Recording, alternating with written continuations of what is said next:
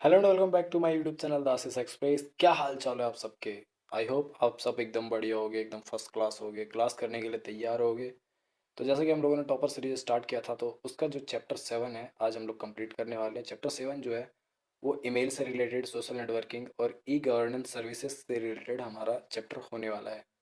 तो जितने भी लोगों ने चैप्टर जो है 1 2 5 6 कंप्लीट नहीं किया है वो पहले उसको कंप्लीट करो। और अगर आप में से किसी का भी एग्ज़ाम है अभी करंट टाइम में, तो चैप्टर 7 से आपका क्वेश्चन पूछे जाने का बहुत ज़्यादा संभावना है। तो पूरा वीडियो को देखना लास्ट तक। और आज हम लोग ईमेल जो है, ईमेल उसको कंप्लीट करने वाले हैं। उसके बाद हम लोग सोशल नेटवर्किंग कंप्लीट करेंगे दूसरा पार्ट में। उसके बाद तीसरा जो पार्ट होगा वो हमारा होगा ई गवर्नेंस सर्विसेज से रिलेटेड। तो आज हम लोग ईमेल पार्ट को हम लोग कंप्लीट करने वाले हैं चैप्टर 7 का। तो वीडियो को करते स्टार्ट बिना कोई देर किए, तो चलिए शुरू करते हैं वीडियो को। तो सबसे पहले आप लोग देख लो कि हमारा जो है इंट्रोडक्शन टू ईमेल। ईमेल का इंट्रोडक्शन आज हम लोग स्टार्ट करते हैं ईमेल से। तो ईमेल का जो फुल फॉर्म होता है वो इलेक्ट्रॉनिक मेल होता है। इलेक्ट्रॉनिक मेल, बहुत से लोग इसे ईमेल या फिर ईमेल या फिर इलेक्ट्रॉनिक मेल के भी नाम से भी जानते हैं, ठीक है। और ईमेल जो होता है वो एक डिजिटल मैसेज होता है। मैसेज जैसे कि हम लोग चिट्ठी भेजा करते थे पुराने ज़माने में, उसी का डिजिटल फॉर्मेट है ईमेल। हमारा डिजिटल मैसेज होता है इसका प्रकार। इसमें ये होता है ना कि एक यूज़र से दूसरे यूज़र के साथ बात करने के लिए हम ईमेल का इस्तेमाल करते हैं, ठीक है। एक यूज़र से दूसरे यूज़र के साथ कम्युनिकेट करने के लिए इसका इस्तेमाल करते हैं। इस ईमेल में जो है टेक्स्ट, फाइल्स, इमेज या कोई अटैचमेंट भी हो सकता है। अटैचमेंट किसको बोलते हैं वो आगे हम लोग देखेंगे अभी। जो हमारा नेटवर्क के माध्यम से किसी स्पेसिफिक इंडिविजुअल या फिर ग्रुप ऑफ इंडिविजुअल को भेजा जा सकता है। मतलब कि नेटवर्क के माध्यम से हम किसी एक पर्सन को ईमेल भेज सकते हैं, या फिर एक से ज़्यादा कोई पर्सन हो उस ग्रुप को भी हम ईमेल भेज सकते हैं, ठीक है।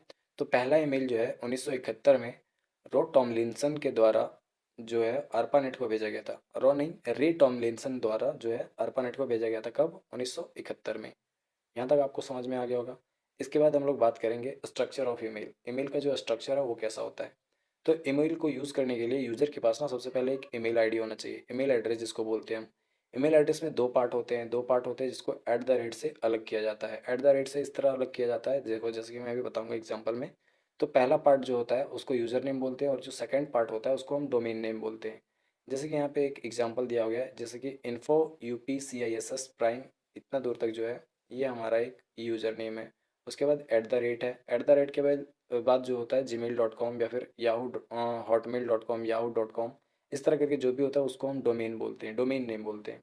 तो इसका जो यूज़र नेम है ये वाला जिसको हम यूज़र नेम बोलते हैं, यूज़र नेम ये जो होता है, ये जो है ना, वो मैक्सिमम इसका जो वर्ड है, जैसे कि इसमें 1 2 3 4 5 6 7 8 इस तरह करके जो ये लेटर लिखे गए हैं, इन्फो UPCISS प्राइम, तो ये क्या है हमारा, ये यूज़र नेम है। और इसका जो मैक्सिमम कैरेक्टर जो होता है ना वो 64 कैरेक्टर हो सकते हैं मैक्सिमम। और जो डोमेन का नाम हो सकता है, डोमेन का कैरेक्टर हो सकता है वो 254 कैरेक्टर। आपके एग्जाम में पूछा जा सकता है ईमेल में जो यूज़र नेम होता है उसका मैक्सिमम कैरेक्टर कितने वर्ड का हो सकता है, तो इसमें आप आंसर मारोगे 64 का। और आपको अगर पूछेगा कि डोमेन नेम में मैक्सिमम कैरेक्टर कितने हो सकते हैं, तो वो 254 हो सकते हैं, ठीक है। यहाँ तक समझ में आया स्ट्रक्चर ऑफ ईमेल। उसके बाद हम लोग पार्ट के बारे में देखते हैं। जो हमारा इलेक्ट्रॉनिक मेल, ईमेल के जो पार्ट हैं, जो पार्ट होते हैं उसके बारे में देखते हैं। तो पहला पार्ट होता है हमारा टू का। उसके बाद CC, जिसको हम फुल फॉर्म जिस जो CC का है उसको हम कार्बन कॉपी बोलते हैं। उसके बाद है हमारा BCC, जिसको हम ब्लाइंड कार्बन कॉपी बोलते हैं। उसके बाद date, time stamp, body, subject line, signature और अटैचमेंट। तो इन सारी की सारी जो जितनी भी चीज़ें हैं, ये जो है पार्ट, इसके बारे में हम लोग आज डिस्कस करने वाले हैं। तो सबसे पहले स्टार्ट करते हैं यहाँ से। जो हमारा पॉपुलर क्लाइंट है ना, पॉपुलर ईमेल के कुछ क्लाइंट हैं उसके बारे में देख लेते हैं। Mozilla Thunderbird, MS Outlook, Opera email client, Pegasus Mail, Outlook Express, Mailbird, Dream Mail, ये सारे जो हैं वो ईमेल के पॉपुलर क्लाइंट हैं, ठीक है। उसके बाद आगे देख लो। आगे हम लोग देखते हैं कि ईमेल जो है वो काम कैसे करता है, कौन से मॉड्यूल पे काम करता है, कौन सा इसमें प्रोटोकॉल यूज़ किया जाता है, उसके बारे में। तो ईमेल जो है, ईमेल क्लाइंट सर्वर मॉड्यूल पर काम करता है। क्लाइंट सर्वर मॉड्यूल पर जो है ईमेल काम करता है, जिसमें SMTP प्रोटोकॉल का यूज़ क्लाइंट से सर्वर और एक सर्वर से दूसरे सर्वर पर ईमेल सेंड करने के लिए किया जाता है। SMTP प्रोटोकॉल का यूज़ जो होता है वो क्लाइंट से सर्वर तक, जैसे कि मान लो ये क्लाइंट है और इसका एक सर्वर है यहाँ तक, और एक सर्वर से किसी दूसरे सर्वर तक ईमेल सेंड करने का काम कौन करता है हमारा, वो SMTP प्रोटोकॉल का यूज़ करता है, ठीक है। एसएमटीपी पोर्ट नंबर जो 25 पर काम करता है, एसएमटीपी पोर्ट नंबर 25 पर काम करता है। उसके बाद पॉप 3 जिसको पीओपी 3 प्रोटोकॉल का यूज़ जो है क्लाइंट के द्वारा जो होता है एप्लीकेशन बेस्ड ईमेल सर्वर से मेल तक पहुंचने के लिए किया जाता है। जो एप्लीकेशन बेस्ड ईमेल सर्वर है उसके मेल तक पहुंचने का काम जो करता है पॉप 3 प्रोटोकॉल का यूज़ करता है क्लाइंट के द्वारा। उसके बाद यह पोर्ट नंबर 110 पर काम करता है। पॉप 3 जो प्रोटोकॉल है वो 110 पर काम करता है। Internet message access protocol, IMAP का फुल फॉर्म जो है इंटरनेट मैसेज एक्सेस प्रोटोकॉल होता है। और ये जो है क्लाइंट द्वारा वेब बेस्ड ईमेल के लिए सर्वर से मेल रिसीव करने के लिए यूज़ किया जाता है। सर्वर से जितने भी मेल रिसीव करने का जो क्लाइंट यूज़ करते हैं वो वेब बेस्ड ईमेल सर्वर के आईएमएपी का यूज़ करते हैं, ठीक है। उसके बाद आईएमएपी जो है पोर्ट नंबर 143 पर काम करता है। 143 मतलब आई लव यू नहीं, 143 जो है पोर्ट नंबर है आईएमएपी का, ठीक है, समझ गए। बहुत दिमाग चलता है आप लोगों का इसमें 143 में। उसके बाद देखो यूजिंग ईमेल, ईमेल का यूज़ किस लिए किया जाता है। ईमेल की सुविधा जो है यूज़ करने के लिए आपके पास एक ईमेल अकाउंट होना चाहिए। ईमेल अकाउंट होना आवश्यक है। उसके बाद ईमेल अकाउंट बनाने के लिए आप किसी भी फ्री ईमेल सर्विस प्रोवाइडर, अब इसमें जो है फ्री ईमेल सर्विस प्रोवाइडर क्या होता है, जैसे कि मान लो फ्री में हमारा जो जीमेल है, गूगल का जो जीमेल है, जीमेल गूगल का, वो क्या हमारा एक फ्री ईमेल सर्विस प्रोवाइडर है। जो ईमेल का सर्विस प्रोवाइडर है वो, उसी तरह से याहू हो गया, हॉटमेल हो गया, ये सारा जो है ईमेल का जो है सर्विस प्रोवाइडर वो free of cost email account provide कर देते हैं हमें, ठीक है। मतलब कि फ्री में आप इसको यूज़ करते हो। अगर आपको एक ईमेल अकाउंट ओपन करना है तो उसके लिए क्या क्या करना पड़ता है, आप ये देखो। ईमेल अकाउंट खोलने के लिए ईमेल सर्विस प्रोवाइडर की वेबसाइट पर जाकर क्रिएट अकाउंट ऑप्शन को सेलेक्ट करें। मान लीजिए आपको गूगल का जो जीमेल है, गूगल का जो जीमेल है उसको आपका अकाउंट चाहिए, ईमेल अकाउंट चाहिए, तो सबसे पहले आपको जीमेल के वेबसाइट पे जाना होगा और वहाँ पे जाके आपको क्रिएट अकाउंट का ऑप्शन होगा, उस पर उसको सेलेक्ट करना होगा। उसके बाद आपको साइन अप पेज पर पूछी गई इन्फॉर्मेशन को भरें और साथ में अपना ईमेल आईडी चूज़ करें। तो जो भी वेबसाइट होगा गूगल जीमेल का, वहाँ पे आपको कुछ इन्फॉर्मेशन फिल करना होगा। उसके बाद आपको ईमेल आईडी चूज़ करके उसको मतलब कि आपको सेव करना होगा। तो ईमेल आईडी सेलेक्ट करते टाइम आपको एक बात का विशेष ध्यान देना होगा, ऐसा ईमेल आईडी आपको चूज़ करना हो जो कि किसी ने नहीं लिया हो। मान लीजिए आपको, मैं यहाँ पे एग्जांपल के थ्रू से बताता हूँ। आपके पास कोई एक फ़ोन नंबर होगा, आपके पास एक पर्टिकुलर फ़ोन नंबर होगा, कोई आपका फ़ोन नंबर डायल करता है तो बस आप ही को कॉल लगता है। उसी तरह से आप जब ईमेल अकाउंट बनाओगे ना तो आपको यूज़र नेम जो सेलेक्ट करना है वो एक यूनिक यूज़र नेम सेलेक्ट करना होता है, ताकि कोई आदमी अगर आपको ईमेल करे या मैसेज करे, जैसे कि आपका ईमेल आईडी डाला तो आपके पास ही मैसेज हो।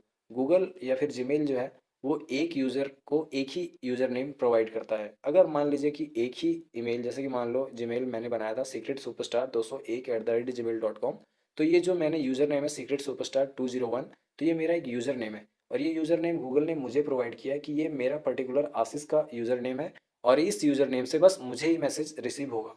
तो एक ऐसा ईमेल आईडी चूज़ करना है जिसका जिसका जो है मीनिंगफुल आईडी हो, ठीक है। यहाँ तक समझ में आया। उसके बाद देखो यहाँ पे मैंने एक स्क्रीनशॉट लगाया हुआ है। जैसे कि जब भी आप गूगल का, मैंने यहाँ एग्जांपल लिया गूगल का जीमेल का जो है, जैसे जीमेल के वेबसाइट पे जाओगे तो यहाँ पे आपको एक ऑप्शन मिलेगा, इस जगह पे देखो क्रिएट अकाउंट। जैसे आप क्रिएट अकाउंट पे टैप करोगे उसके बाद यहाँ पे कुछ आपको आपका इंफॉर्मेशन फिल करना होगा, जैसे कि आपका पहला नाम, लास्ट नाम, आपका email address, sorry user name आपको सेलेक्ट करना है। तो यूज़र नेम ऐसा सेलेक्ट करना है जो किसी के पास ना हो।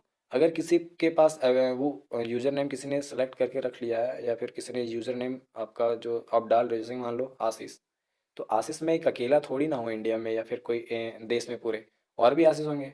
तो इसी तरह से अगर मैं आशीष सेलेक्ट करता हूँ तो ये किसी ने पहले ही रजिस्टर कर लिया होगा, तो मैं यहाँ पे क्या करूँगा, आशीष कुमार मंडल डालूंगा।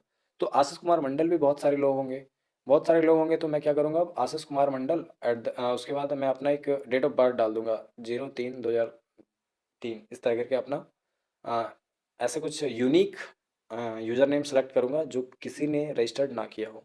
आपको भी वैसे ही सेलेक्ट करना होगा। उसके बाद आपको अपना पासवर्ड फिल करना होगा। उसके बाद एक बार और आपको पासवर्ड फिल करना होगा कि आपने जो दोनों जगह एक ही पासवर्ड फिल कर सकते हो। उसके बाद आपको करना नेक्स्ट पे टैप। नेक्स्ट पे टैप करोगे जैसे, उसके बाद आगे आपको फिल करना होगा कुछ डिटेल, जैसे कि इतना दूर करने के बाद आपको बहुत सारी चीज़ें मिल जाएंगी। इसके बाद हम लोग देख लेते हैं मेल बॉक्स, जो इनबॉक्स और आउटबॉक्स का है। यहाँ पे क्या करना होता है, मेल बॉक्स, मेल बॉक्स में हम इनबॉक्स और आउटबॉक्स के बारे में पढ़ेंगे। इनबॉक्स क्या है, इनबॉक्स में जो भी है कि देखो आपके द्वारा रिसीव की जाने वाली जितने भी ईमेल है, अगर कोई आपको ईमेल भेजता है, मैसेज भेजता है ईमेल में, जीमेल में, तो जितने भी आपके ईमेल होंगे ना वो आपके इनबॉक्स में स्टोर होंगे। कहाँ पे आएँगे? जितने भी लोग, मान लीजिए कि मेरा एक दोस्त है अभिषेक और इसने मुझे ईमेल भेजा, तो मेरा ईमेल किस में आएगा? वो हमारा इनबॉक्स में आएगा, इनबॉक्स में, ठीक है? अगर मान लीजिए इनबॉक्स में जो भी मैसेज आते हैं, ईमेल आते हैं, उसको हमने डिलीट कर दिया, तो वो किस पे चला जाएगा पता है आप लोगों को? ईमेल के बिन बॉक्स में, या फिर जिसको हम ट्रैश बॉक्स बोलते हैं। जैसे कि मान लीजिए कोई कंपनी से मुझे ईमेल आया और उस ईमेल को मैं डिलीट कर दिया, और ये जो मैसेज है वो कहाँ पे चला जाएगा? हमारा ट्रैश बॉक्स में चला जाएगा। ट्रैश बॉक्स जिसको बिन बॉक्स भी बोला जाता है। और बिन बॉक्स में जो भी मैसेज हम लोगों ने डिलीट किया, जैसे मान लो आज हमने मैसेज डिलीट किया ना, तो वो 30 दिन तक मेल बॉक्स में रखा जाता है, ओ सॉरी, ट्रैश बॉक्स में रखा जाता है। 30 दिन के बाद वो ऑटोमेटिक डिलीट हो जाएगा। अगर मान लो कि हम कोई इंपॉर्टेंट कंपनी से मेरा ईमेल आया और उसे मैंने गलती से डिलीट कर दिया, तो वो हमारा कहाँ चला जाएगा? ट्रैश बॉक्स में। अगर ट्रैश बॉक्स में चला गया और उसे मुझे फिर से रिसीव अपने इनबॉक्स में लाना है, तो वहाँ से हम रिस्टोर कर सकते हैं, मतलब कि ट्रैश बॉक्स से हम इसको रिस्टोर कर सकते हैं अपने इनबॉक्स में। लेकिन 30 दिन के बाद हम इसे रिस्टोर नहीं कर सकते, वो ऑटोमेटिक डिलीट हो जाएगा। यहाँ तक समझ में आया इनबॉक्स क्या है, इनबॉक्स कैसे काम करता है? ट्रैश बॉक्स के बारे में भी आपको पता चल गया। अब हम लोग देखते हैं आउटबॉक्स। आउटबॉक्स में क्या होता है? आप जितने भी ईमेल किसी को भेजते हो, मान लो ये मैं हूँ, ये मेरा दोस्त है, मैं इसको ईमेल भेजता हूँ ना, तो ये कहाँ पे जाता है? हमारा आउटबॉक्स में जाता है। आउटबॉक्स में इसलिए जाता है, जब तक ये जो मैंने ईमेल भेजा अपने दोस्त को, ये जब तक मेरे दोस्त के इनबॉक्स में ना चला जाए, तब तक हमारा कहाँ पे रहता है? वो आउटबॉक्स में रहता है। अगर ये मैसेज जो हमने ईमेल अपने दोस्त को भेजा और वो उसके इनबॉक्स में चला जाए, मेरे दोस्त दोस्त के इनबॉक्स में, तो हमारा सेंड बॉक्स में ऑटोमेटिक पहुंच जाएगा कि हमने जो ईमेल भेजा है वो मेरे दोस्त को रिसीव हो गई है इनबॉक्स में। तो हमारा जो मैसेज हमने ईमेल भेजा वो हमारा डायरेक्ट सेंड सेंड बॉक्स वाले ऑप्शन में चला जाएगा। ठीक है? आउटबॉक्स का मतलब समझ में आया? आउटबॉक्स का मतलब सिंपल इतना कि आपने जो भी मेल भेजा है वो तब तक आउटबॉक्स में रहेगा जब तक आपके दोस्त को रिसीव ना हो जाए, इनबॉक्स में ना चला जाए। जैसे इनबॉक्स में आपके दोस्त के इनबॉक्स में चला जाएगा, तो वो डायरेक्ट सेंड बॉक्स में ऑटोमेटिक ट्रांसफ़र हो जाएगा। ठीक है? उसके बाद आगे हम लोग देख लेते हैं। अ, उसके बाद है हमारा creating and sending a new email. मतलब कि ईमेल को बनाना और भेजना कैसे है, सो देखो। ईमेल लिखने के लिए कंपोज ऑप्शन का यूज़ करिए। जब भी आप जीमेल एप्लीकेशन को ओपन करते हो या फिर वेबसाइट में ओपन करते हो, तो आपको कोने में आपको यहाँ पे इस जगह पे दिख जाएगा कंपोज का ऑप्शन। जैसे आप उस पर टैप करते हो तो आपको इस तरह का कुछ एक इंटरफेस आपको नज़र आ जाएगा। यहाँ पे आपको क्या क्या इन्फॉर्मेशन मिलता है, जैसे कि आप ईमेल मैसेज को कनेक्टेड इससे रिलेटेड इन्फॉर्मेशन को फिल कर सकते हो। जैसे कि यहाँ पे टू का ऑप्शन है। टू का ऑप्शन मतलब जिसको आप यहाँ पे उसका ईमेल एड्रेस डालोगे जिसको आप ये ईमेल भेजना चाहते हो। जैसे कि मान लो यहाँ पे मैं अभिषेक को भेजना चाहता हूँ, तो अभिषेक का ईमेल एड्रेस यहाँ पे मैं फिल करूँगा। तो ईमेल, उसके बाद हमारा सब्जेक्ट। तो हम सब्जेक्ट में क्या डालेंगे? सब्जेक्ट में वो डालेंगे जिससे रिलेटेड हमारा मैसेज हो। मान लो मैसेज हमारा है कि मैं कोई पीडीएफ है और वो पीडीएफ को मैं पेज नंबर 30 को प्रिंट करवाना चाहता हूँ, तो मैं यहाँ सब्जेक्ट में डालूंगा print the PDF, print PDF, इस तरह करके कुछ मैं अपना सब्जेक्ट डाल दूंगा। उसके बाद यहाँ पे बहुत सारी चीज़ें जैसे कि फ़ॉन्ट है, इसको बोल्ड कर सकते हैं, इटैलिक कर सकते हैं, अंडरलाइन कर सकते हैं। उसके बाद इस तरह करके यहाँ पे मैसेज का एक बॉडी होता है, उसमें हम टाइप करेंगे कि हेलो दोस्त अभिषेक, मेरा पीडीएफ जो मैंने सेंड किया है उसका पेज नंबर 13 का हार्ड कॉपी मुझे निकाल देना, प्रिंटर से मुझे निकाल के वो रख देना, मैं तुम्हारी दुकान पे आके मैं उसे रिसीव कर लूँगा। इतना टाइप करने के बाद मैं सेंड पे कर दूंगा टैप। इसी को कहते हैं ईमेल, और इसी तरह से हम भेजते हैं। तो यहाँ पे कुछ और देख लेते हैं कि टू का ऑप्शन क्या है, कार्बन कॉपी का मतलब क्या होता है, ब्लाइंड कार्बन कॉपी का मतलब क्या होता है, सब्जेक्ट का मतलब क्या होता है, बॉडी का मतलब क्या होता है। अगर आपको ईमेल और जीमेल में अंतर पता है तो आप कमेंट करके बताना कि ईमेल क्या होता है और जीमेल क्या होता है। अगर आपको नहीं पता तो मैं डिस्क्रिप्शन में लिंक डाल दूंगा, मैंने इस पर एक प्रॉपर वीडियो बनाया है जिसमें मैंने पूरा प्रॉपर तरीके से बताया कि ईमेल का मतलब क्या होता है और जीमेल का मतलब क्या होता है। तो वीडियो को यहाँ से फिर से कंटिन्यू करते हैं। जैसे कि टू, टू का ऑप्शन क्या होता है? टू का ऑप्शन यही होता है कि जितने भी लोगों को मैं ईमेल भेजना चाहता हूँ, तो टू के ऑप्शन में उन लोगों का ईमेल एड्रेस लिखते हैं। जैसे कि मान लो मुझे एक से अधिक लोगों को ईमेल भेजना है, तो वो भी हम इसी में डालते हैं, और उसको हम क्या करते हैं, उसको कॉमा से अलग करते हैं। और उसको हम कॉन्टैक्ट लिस्ट के थ्रू से भी हम अपने ईमेल एड्रेस को सेलेक्ट कर सकते हैं। और एक बार में ईमेल जो है वो 500 लोगों को भेज सकते हैं, एक बार में हम 500 लोगों को ईमेल भेज सकते हैं। अब इसको टू का ऑप्शन को हम बढ़िया से समझते हैं। मान लो कोई एक व्यक्ति को हमको ईमेल भेजना है, तो टू के ऑप्शन में वही एक पर्सन का ईमेल एड्रेस फिल करेंगे। मान लो मुझे 10 लोगों का ईमेल भेजना है, 10 लोगों को ईमेल भेजना है, तो क्या करेंगे, टू के ऑप्शन में ना हम 10 लोगों का ईमेल आईडी डालेंगे, और उसको हम क्या करेंगे, कॉमा से अलग करेंगे। मान लो कि मेरा एक दोस्त है, फिर एक दोस्त है, फिर एक दोस्त है, इस तरह करके मेरे बहुत सारे दोस्त हैं, बहुत सारे दोस्त हैं। तो क्या करूँगा मैं यहाँ पे इस बॉक्स, यहाँ पे ईमेल में टू में यहाँ पे डालूंगा उसका ईमेल एड्रेस, उसके बाद कॉमा दूंगा, फिर दूसरे दोस्त का ईमेल एड्रेस डाल के फिर कॉमा दूंगा, फिर दूसरे दोस्त का ईमेल डाल के फिर कॉमा दूंगा। इस तरह करके जितने भी लोगों को भेजना है उसको ईमेल एड्रेस को डाल के उसके कॉमा से अलग कर देंगे हम। ठीक है, यहाँ तक समझ में आ गया। उसके बाद हम लोग जानेंगे कि कार्बन कॉपी क्या है। कार्बन कॉपी मतलब सीसी, सीसी का मतलब full form carbon copy. Carbon copy में क्या होता है, इसमें भी हम ईमेल एड्रेस के सभी रिसीवर को देख सकते हैं। मतलब कि मान लो कि हमने एक लोगों को ईमेल भेजा, उसके बाद क्या हुआ कि मैं एक और दोस्त को भेजा, फिर एक दोस्त को, एक दोस्त को, एक दोस्त को, इस तरह करके मैं 5 दोस्तों को एक ईमेल भेजा। मान लो कि मैंने ईमेल में टाइप किया कि हेलो दोस्त, क्या हाल चाल है आप सबके, और आप सबको पार्टी में, एक मैंने पार्टी रखी है और उस पार्टी में आप सबको आना है। तो ये मैसेज मैंने 5 लोगों को फॉरवर्ड किया। तो सीसी में क्या होता है कि ये जो मैंने मैसेज टाइप करके भेजा है ना, वो किन किन लोगों को भेजा, वो एक दूसरे को, मान लो ये अभिषेक है, ये सूरज है, ये सतीश है, ये संतोष है, ये आशीष है। तो क्या करेगा, ये अभिषेक देख सकता है कि ये मैसेज किन किन लोगों को भेजा है, सूरज भी देख सकता है ये मैसेज कितने लोगों को भेजा है, संतोष भी देख सकता है ये कितने लोगों को मैसेज ट्रांसफर किया है, सतीश भी देख सकता है कि ये मैसेज जो है आशीष ने कितने लोगों को भेजा है। ठीक उसी प्रकार से हम ब्लाइंड कार्बन कॉपी के बारे में जानेंगे। ब्लाइंड कार्बन कॉपी में क्या होता है कि मैंने जो ये ईमेल भेजा ना कि मैंने एक पार्टी रखी है और आप सबको आना है, जैसे कि अभिषेक, सूरज, संतोष, सतीश, आशीष, 5 लोगों को मैंने ईमेल भेजा। तो इसमें क्या होगा ब्लाइंड कार्बन कॉपी में कि मैंने जो ये ईमेल भेजा वो अभिषेक नहीं देख सकता, ये देख ही नहीं सकता कि ये संतोष को भी भेजा गया, सूरज को भी भेजा गया, सतीश को भेजा गया, आशीष को भेजा गया, अभिषेक नहीं देख सकता। ऐसे ही आप सूरज के बारे में बात करो, सूरज भी नहीं देख सकता कि कितने लोगों को ये ईमेल फॉरवर्ड की गई है, फिर कितने लोगों को भेजा गया है। यहाँ तक समझ में आया कार्बन कॉपी और ब्लाइंड कार्बन कॉपी में। सब्जेक्ट कि वही कि आज मैंने पार्टी रखी है, मेरा सिलेक्शन हो गया है चौकीदार में, तो ये मैसेज का सब्जेक्ट लाइन हो जाएगा। उसके बाद बॉडी, बॉडी में क्या होता है, हमारा पूरा मैसेज जो होता है वो बॉडी में लिखा जाता है। जैसे कि इसमें पूरा डिटेल में मैसेज लिखेंगे हम कि मेरा नाम, आप लोगों को पता होगा कि 1 तारीख को चौकीदार का मेरिट लिस्ट जारी हुआ है, जिसमें से मेरा सिलेक्शन हो गया है, बस ये मैसेज है। सीरियसली में मेरा सिलेक्शन नहीं हुआ, मैंने एग्जाम फॉर्म ही नहीं भरा, तो क्या से सिलेक्शन होगा। तो वही है, बॉडी में लिखा जाएगा कि 1 तारीख को मेरिट लिस्ट आया जिसमें मेरा सिलेक्शन हो गया और इसी के खुशी में मैं आप सबको पार्टी देना चाहता हूँ। तो पूरा डिटेल मैसेज जो होता है वो हमारा बॉडी में लिखा जाता है। ठीक है, यहाँ तक समझ में आया आप लोगों को। इसके बाद आगे हम लोग देखते हैं replying to an email messages. मान लो कोई दोस्त है, मैंने वो 5 लोगों को मैसेज भेजा ना, तो इसमें से किसी एक को लगा कि मैं यार ये पार्टी में नहीं जा सकता, तो ये रिप्लाई करेगा इसी ईमेल का, जो मैंने ईमेल भेजा ना उसका रिप्लाई करेगा। अब मान लो ये अभिषेक है और अभिषेक बोल रहा है कि भाई तेरे पार्टी में मैं नहीं आ पाऊंगा, नहीं आ पाऊंगा, तो उसको जो रिप्लाई करने का ऑप्शन रहता है सेम उसी का काम होता है कि जो भी ईमेल का मैसेज होता है ना उसका रिप्लाई करने का काम वही होता है, और वहीं ईमेल के नीचे ही रिप्लाई ऑप्शन रहता है। जो भी रिसीव किया गया मैसेज है, मेरे मान लो कि मैंने जो ईमेल भेजा अपने दोस्त अभिषेक को, तो उसके नीचे ही एक ऑप्शन रहेगा रिप्लाई ऑप्शन का, उससे वो रिप्लाई कर सकता है मुझे कि मैं तुम्हारे पार्टी में नहीं आ सकता। समझा, यहाँ तक समझ में आया। उसके बाद है हमारा फॉरवर्डिंग एंड ईमेल मैसेज। मान लो कि जो मैंने ये मैसेज भेजा अभिषेक को, वो किसी और दोस्त को ईमेल भेजना चाहता है। मान लो कि ये ईमेल जो है वो अभिनंदन को भेजना चाहता है, अभिनंदन को कि भाई मुझे तो आशीष ने इनविटेशन दिया है, तुझे इनविटेशन दिया कि नहीं। तो अभिनंदन बोलेगा नहीं यार मुझे तो कोई इनविटेशन नहीं आया, तू झूठ झूठ बोल रहा है, तो तुझे भी इनविटेशन नहीं आया होगा। तो अभिषेक क्या करेगा, जो मैंने ईमेल भेजा ना उसको फॉरवर्ड कर देगा किसके पास, अभिनंदन के पास, बोलेगा देख भाई मुझे ईमेल भेजा आशीष ने कि तुम पार्टी में आना। इस तरह करके फॉरवर्ड करने का एक ऑप्शन वहीं पे रिसीव के बगल में फॉरवर्ड का ऑप्शन रहता है। वहाँ से आप आपको जो भी रिसीव ईमेल है उसको आप किसी के पास भी भेज सकते हैं फॉरवर्ड के ऑप्शन से। तो यहाँ से समझ में आया रिप्लाई और फॉरवर्ड का क्या काम है। उसके बाद मान लो यहाँ पे searching and email, searching emails, इसका कैसे काम करते हैं।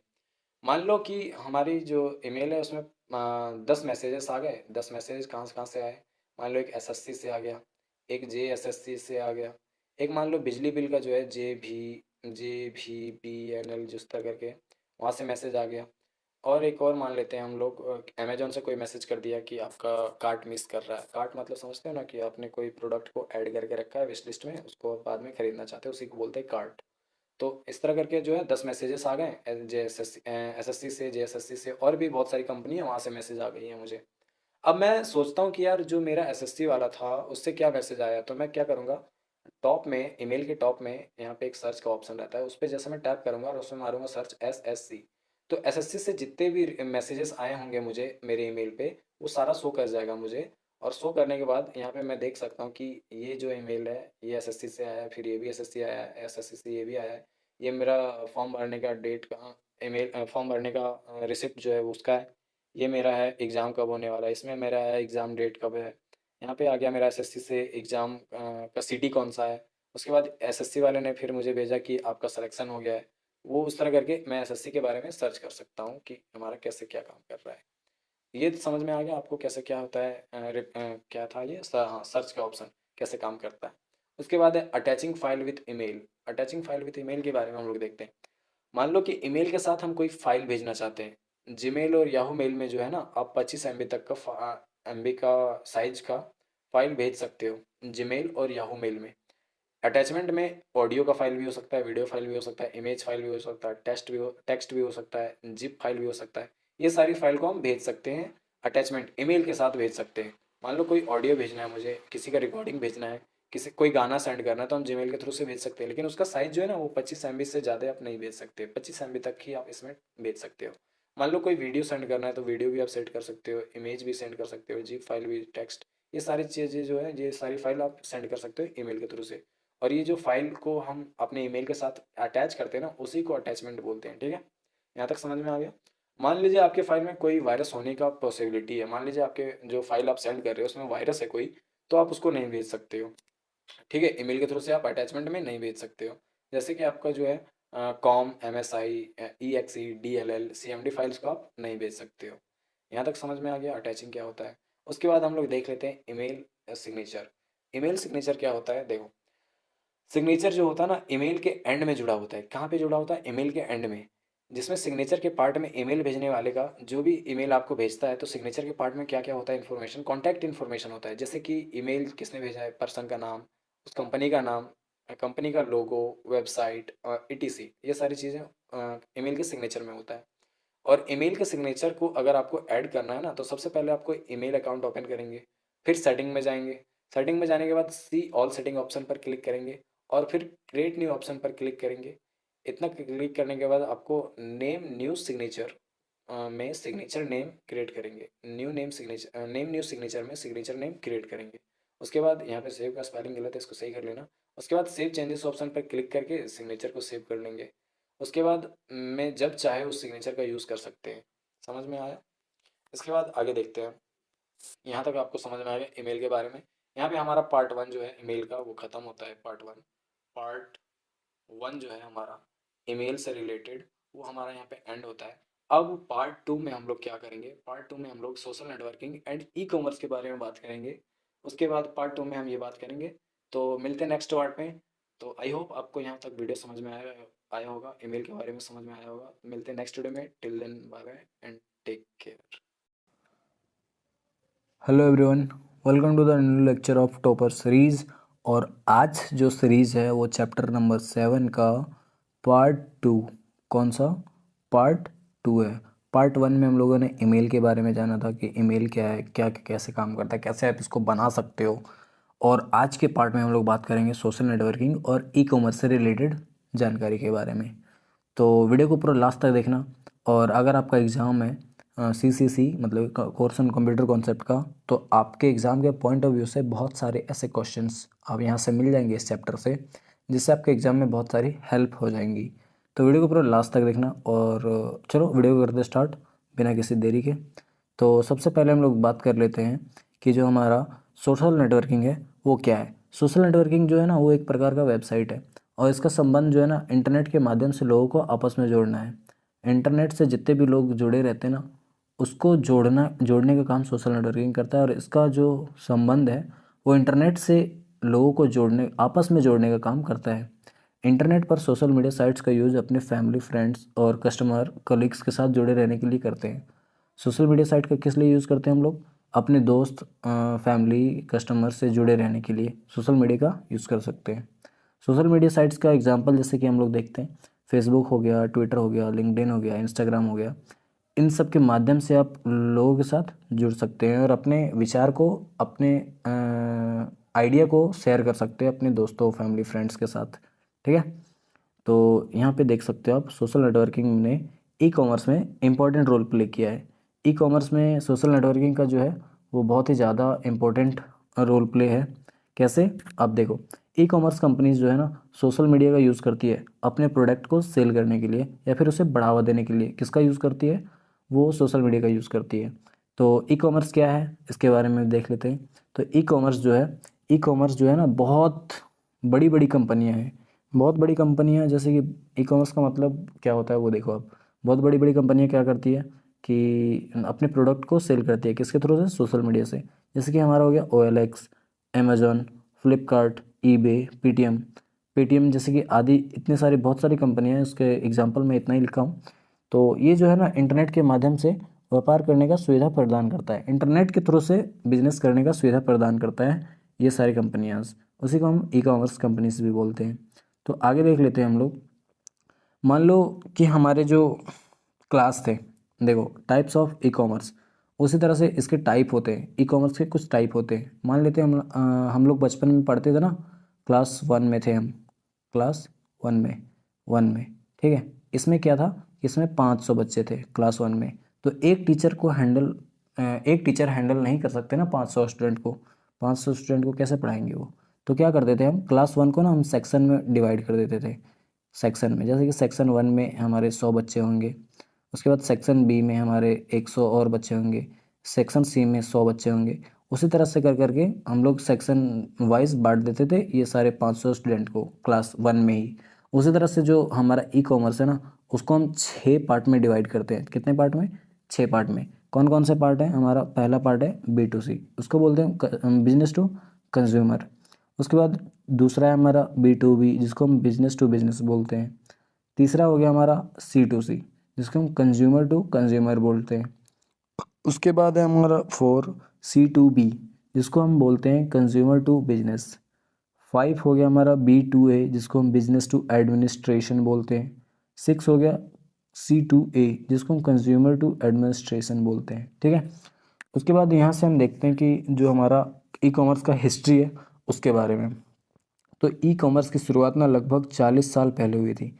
कब हुई थी, 40 साल पहले लगभग। वर्ल्ड की पहली ई कॉमर्स कंपनी जो थी वो कंप्यूसर्व, क्या थी, कंप्यूसर्व थी।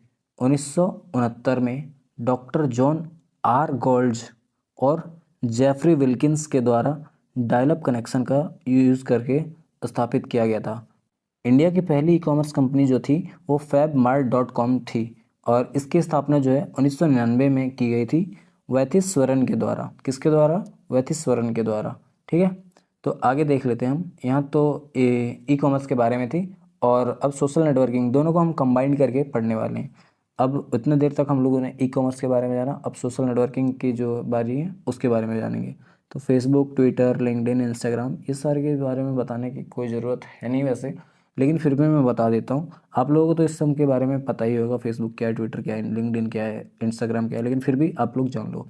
फेसबुक जो है सबसे पॉपुलर सोशल मीडिया प्लेटफॉर्म है, जिसकी शुरुआत जो है 4 फरवरी 2004 को हुई थी। जब मैं पैदा हुआ था ना, उसके लगभग 1.5 साल बाद ये कंपनी स्टार्ट हुई थी। अब मेरे डेट ऑफ बर्थ का अंदाज़ा आप लगा सकते हो, ठीक है।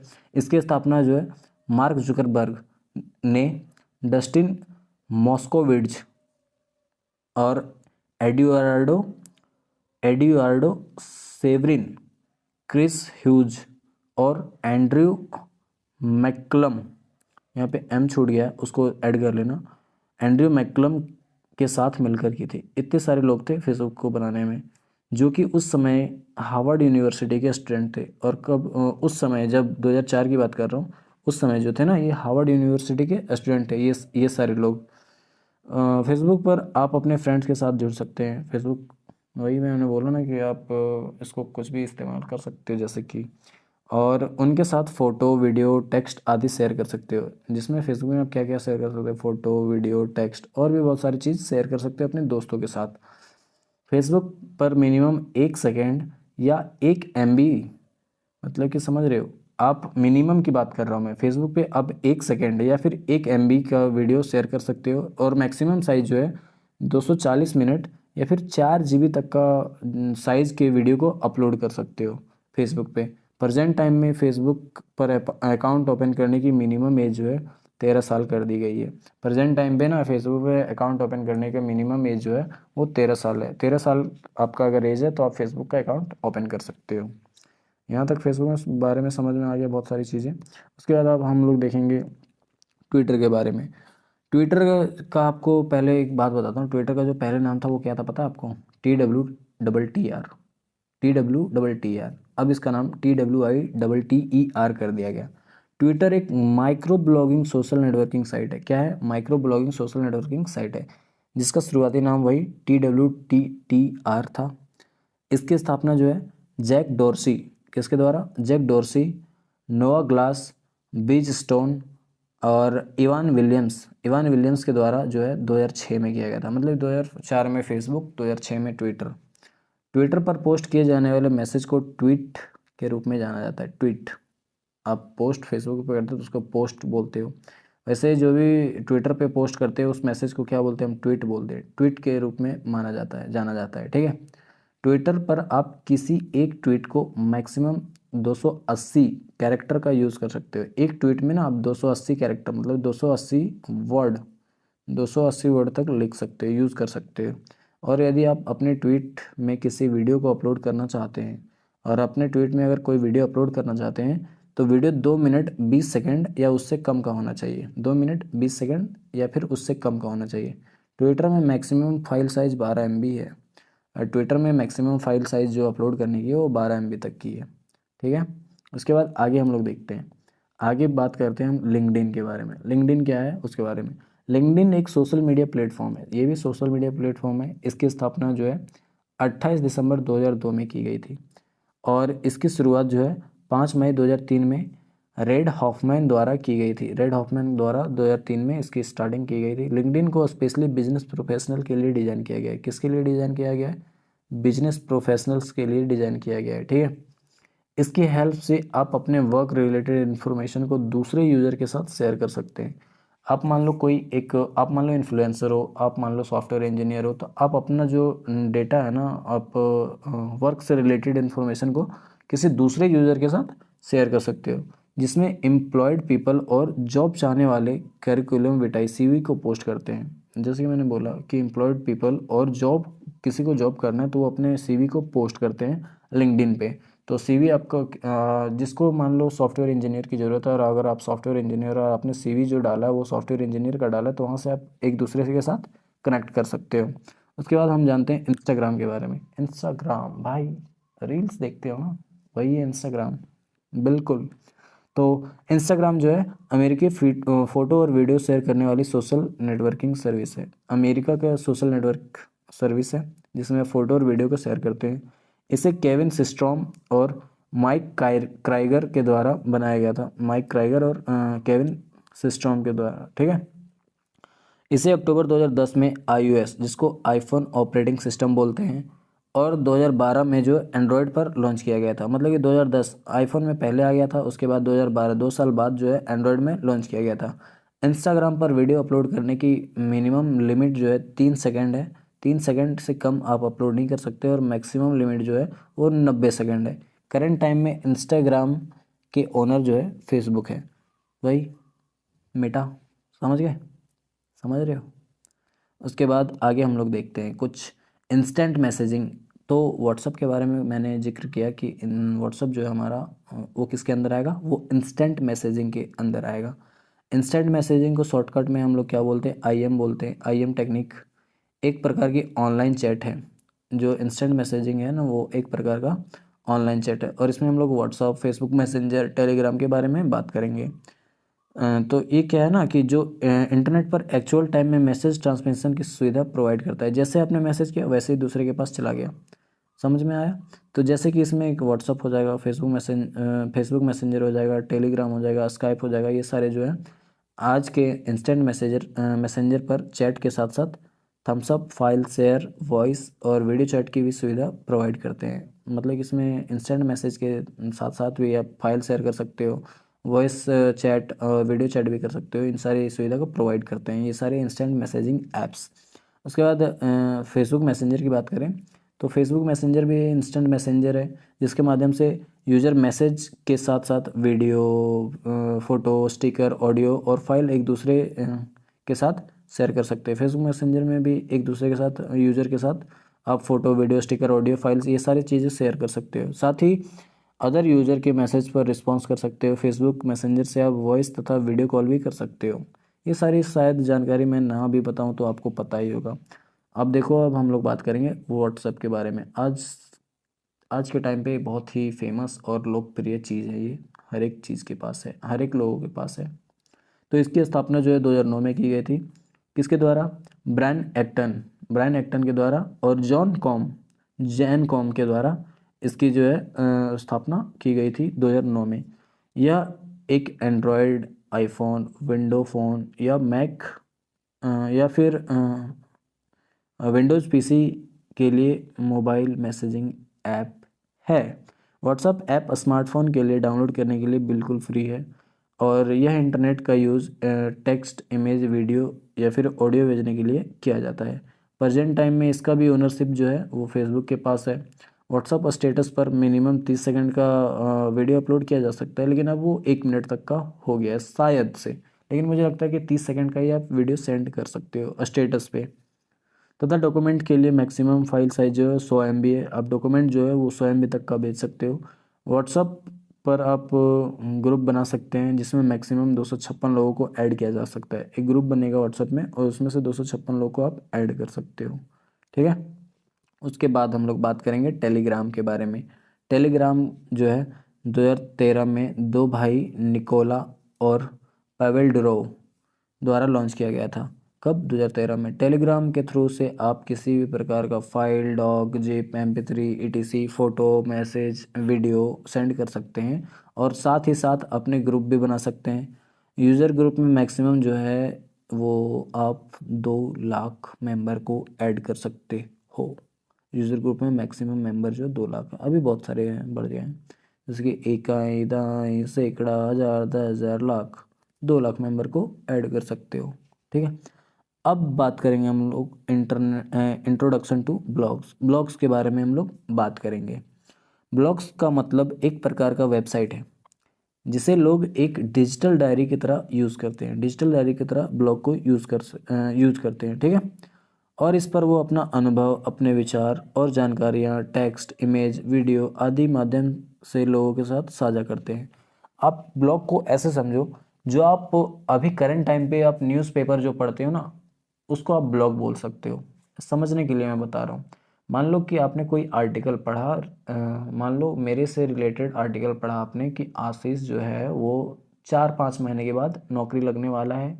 नौकरी लगने वाला है, लेकिन इस बीच में उसने कितना संघर्ष किया है, कितना उसने डिफ़िकल्ट टाइम पे कैसे फेस किया, ये सारी की चीज़ों के बारे में किसी एक पर्सन ने मेरे ऊपर डिटेल आर्टिकल लिखा और उसमें मेरा फ़ोटो लगाया, उसमें मेरे वीडियोस लगाए।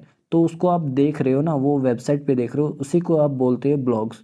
और इसी के तरह से मान लो कोई और यूज़र है तो वो अपने विचारों को, अपने आइडिया को, अपने स्टार्टअप आइडिया को वेबसाइट पे प्रोवाइड करता है और उसको आप पढ़ते हो तो उसको ही ब्लॉग बोलते हैं। ठीक है। ब्लॉग को शुरुआत में वेब ब्लॉग कहा जाता था। ब्लॉग को शुरुआत में जो है ना वेब ब्लॉग कहा जाता था। क्या कहा जाता था? Web blog. वेबसाइट और ब्लॉग में एक छोटा सा डिफरेंस होता है। वेबसाइट में और ब्लॉग में एक छोटा सा डिफरेंस होता है, क्योंकि हर ब्लॉग एक वेबसाइट होती है।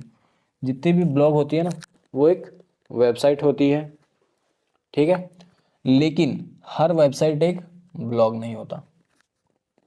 Same same but different. समझ में आया? नहीं समझ में आया? देखो, छोटा सा डिफरेंस है।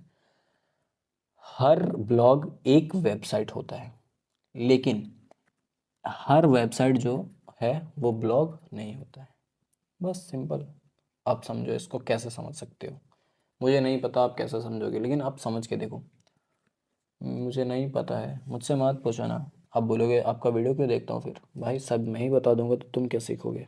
अपने से दिमाग लगाओ थोड़ा सा। तो उसके बाद देखो, कुछ ब्लॉगिंग प्लेटफॉर्म के बारे में बात करते हैं। जैसे कि वर्डप्रेस.org है हमारा blogging platform. Medium, Squarespace, Wix, Ghost, Gator, वर्डप्रेस.com, ब्लॉगर। ब्लॉगर भाई ये जो है ना, ये एक नंबर चीज़ है। इससे बहुत सारे लोग पैसे भी कमाते हैं। उसके बाद है टम्बलर।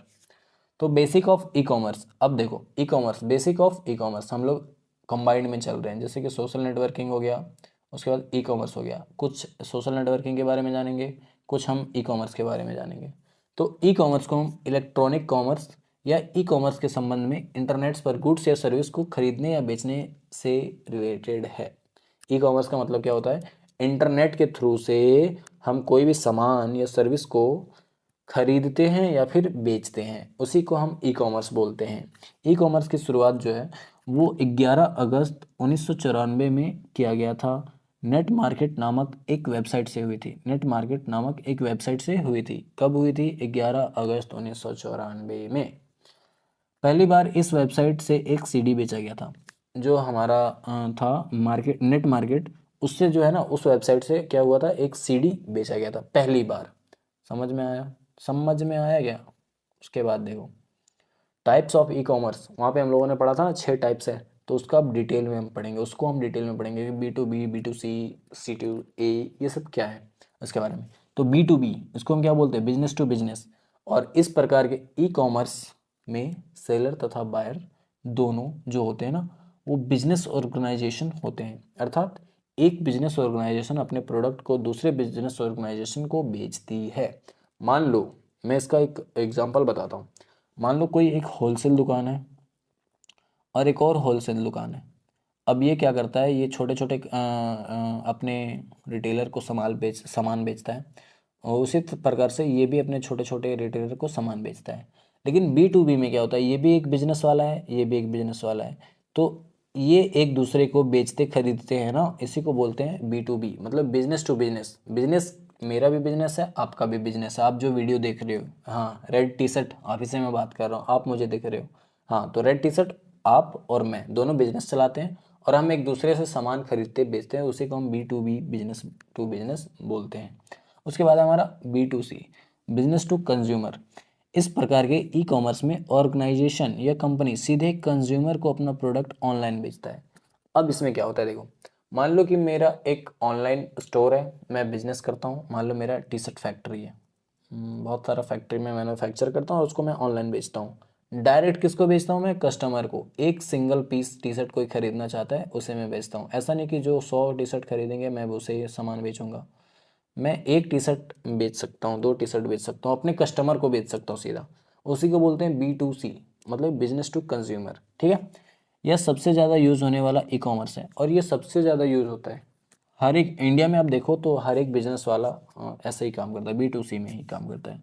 इसमें जो है कस्टमर प्रोडक्ट को ऑनलाइन वेबसाइट में देख सकता है। मान लो कि मैं ऑनलाइन वेबसाइट बनाया, उसमें अपना प्रोडक्ट को लिस्ट किया, अपने टी शर्ट को लिस्ट किया, अपने बुक को लिस्ट किया, अपने मोबाइल फ़ोन को लिस्ट किया, कोई भी प्रोडक्ट हो, अपने चप्पल, जूता, झाड़ू, bedsheet, jeans, shirt, pant, headphone, charger, board, light, कुछ भी हो, वो सारा चीज़ जो है वो अपने मैंने वेबसाइट पे ऐड कर दिया।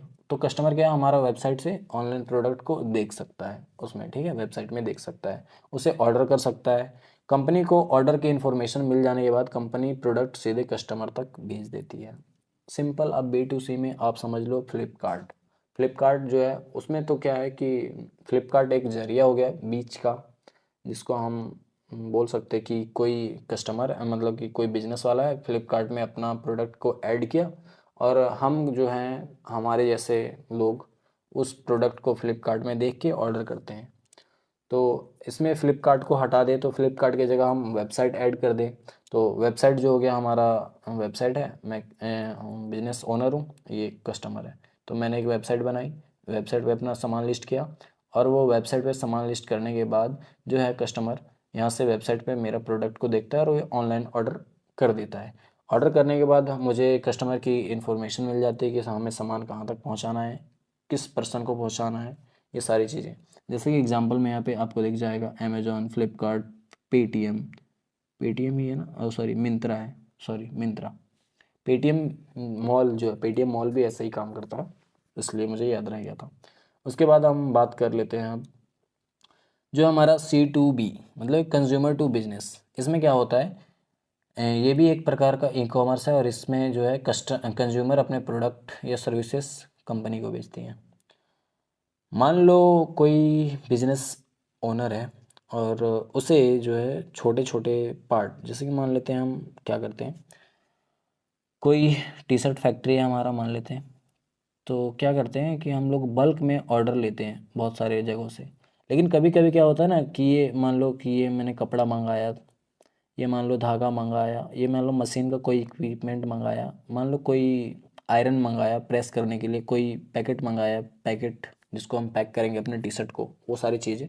तो ऐसे करके बहुत सारी चीज़ हम लोग बल्क में मंगाते हैं। लेकिन कभी कभार होता है क्या कि हमारा जो प्रोडक्ट है वो ज़्यादा हो जाता है। मान लो टी शर्ट 100 पीस है, लेकिन इसको पैक करने के प्लास्टिक जो है ना वो 90 पीस जो था वो यूज़ हो गया, लेकिन बच गए 10, मतलब सॉरी 10 कम पड़ गए 10 टी शर्ट पैक करने के लिए। तो हम क्या करते हैं, 10 जो है ना 10 टी शर्ट को पैक करने के लिए जो प्लास्टिक है वो हम लोकल कोई दुकान से खरीद लेते हैं। तो क्या है, हो गया हमारा, मान लो एक तरह से वो लोकल दुकान चला रहा है, कोई इंडिविजुअल पर्सन चला रहा है, तो उसको हम कंज्यूमर बोलेंगे। और इसमें क्या होता है ना, कंज्यूमर टू बिजनेस में इसी को बोलते हैं। तो यहाँ से प्रोडक्ट अपने बिजनेस के लिए हम लेते हैं, तो इसी को बोलते हैं हम कंज्यूमर टू बिजनेस।